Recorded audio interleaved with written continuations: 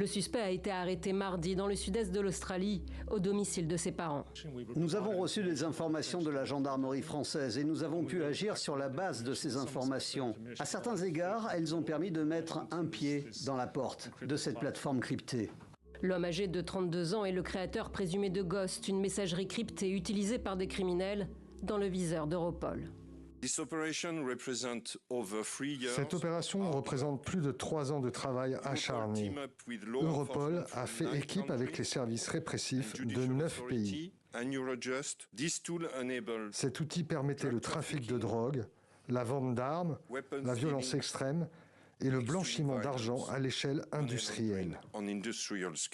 Créée il y a 9 ans, l'application ne fonctionnait que sur des smartphones spécialement modifiés. Pour la somme de 1 430 € comprenant un abonnement de 6 mois et une assistance technique, les utilisateurs pouvaient envoyer un message suivi d'un code spécifique qui entraînait son autodestruction sur le téléphone cible. Les enquêteurs ont réussi en 2022 à accéder au contenu crypté en s'infiltrant dans l'une des mises à jour proposées.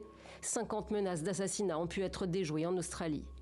Grâce à nos efforts, nous alléguerons que des centaines de criminels, dont des membres du crime organisé italien, des membres de motards hors la loi, des membres du crime organisé du Moyen-Orient et des membres du crime organisé coréen, ont utilisé Ghost en Australie et à l'étranger pour importer des drogues illicites et ordonner l'assassinat de personnes impliquées dans diverses entreprises criminelles.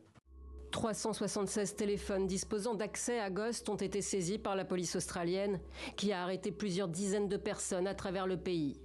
Simultanément, d'autres interpellations ont eu lieu en Italie, en Irlande, en Suède et au Canada.